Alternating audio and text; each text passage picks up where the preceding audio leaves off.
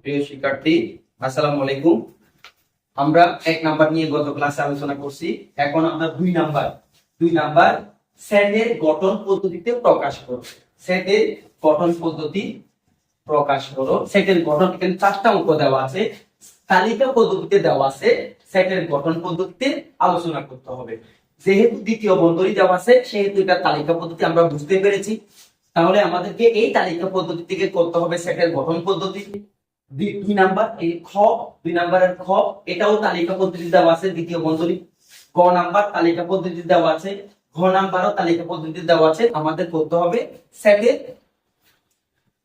গঠন পদ্ধতিতে। যখন আমরা গঠন পদ্ধতি করতে যাব, 2 নাম্বারের ক নিয়ে আমরা আলোচনা করব।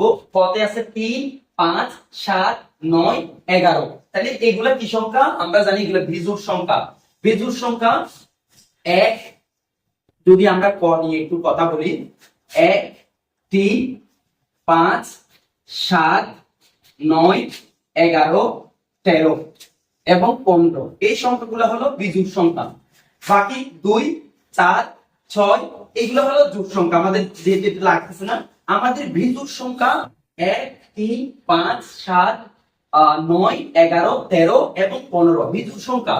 এটাকে সেট গঠন পদ্ধতিতে যেহেতু আমাদেরকে প্রকাশ করতে বলছে, তাহলে আমরা এটাতে 1 থেকে বড় এবং 15 থেকে ছোট এই মানগুলো আমাদের এই প্রশ্নের মধ্যে আছে। তাইলে আমরা কিভাবে লিখতে পারি? আমরা লিখতে পারি x এলিমেন্ট n কি সংখ্যা? জেন বিজোড় সংখ্যা। বিজোড় সংখ্যা এবং কত হয়? 1 থেকে বড়। তাহলে 1 থেকে বড় x, কার থেকে ছোট? 15 থেকে ছোট। তাহলে আমরা এইভাবে লিখতে পারি। 1 নাম্বারের आंसर এটা। যেহেতু বিজোড় সংখ্যা আমাদের এখানে দেওয়া আছে 3, 1 থেকে বড়, 15 থেকে ছোট, তাহলে আমরা এটাই পাই। 1 এর পথে আমরা এটাই পাই। এরপরে আমরা খ নাম্বার নিয়ে একটু আলোচনা করি। খ নাম্বার আমাদেরকে বলছে 1, 2, 3, 4, 6, 9, 12, 18 এবং 36। তাহলে আমরা এখানে কিভাবে পাই? খ নাম্বার যদি আমরা করি, এটা 36 এর যদি আমরা গুণনীয় গুলা করি, 1 গুণ 36, 2 গুণ 18, 3 গুণ 12, 3 12 36, 4 গুণ 9, 4 9 36। এরপরে আমরা পাই 6 গুণ 6, 6 36, 1 2 3 4 6 9 12 18 36। তাহলে আমরা 36 এর কি পাই? গুণনীয় পাই। তাহলে x এলিমেন্ট n জেন কার গুণনীয়? 36। 36 এর গুণনীয়। 36 এর গুণনীয় পাই আমরা। তাহলে এটাই আমাদের आंसर। 2 নম্বরে খ এর आंसर হলো x এলিমেন্ট n জেন 36 এর গুণনীয়। এরপরে আমরা আলোচনা করব গ নাম্বার নিয়ে। গ নাম্বারে কি আছে?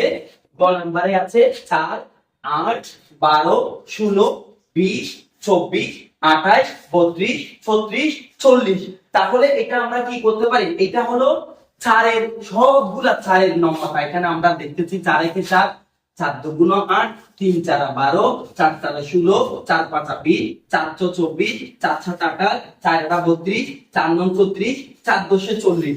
সুতরাং সাইডের গুণিতক, 4 এর গুণিতক। তাহলে x এলিমেন্ট n জেন 4 এর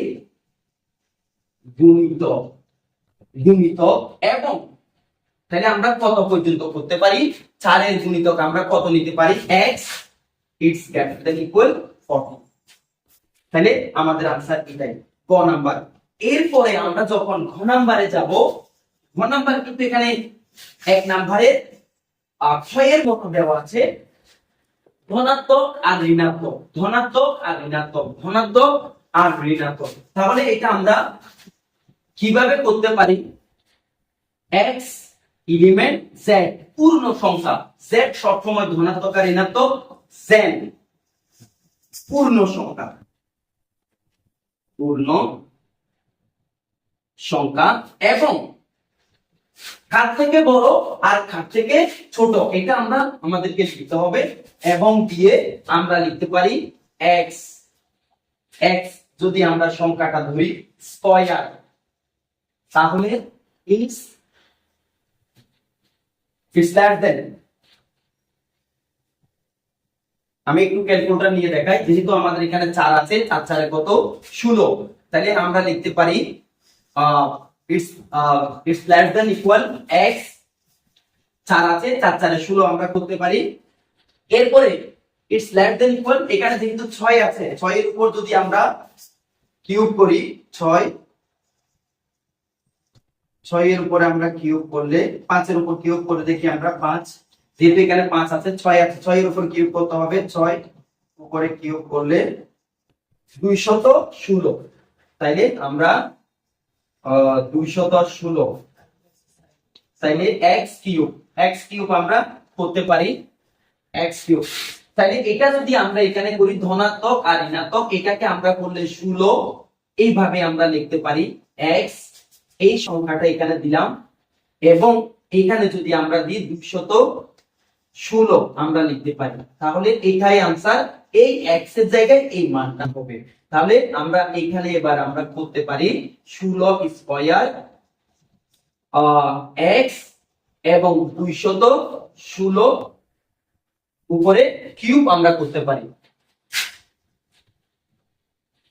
অর্থাৎ এটাকে যখন আমরা যাব 4 এর উপরে স্কয়ার, আর এখানে আমরা করতে পারি 6 এর উপরে কিউব, এটাই आंसर হবে।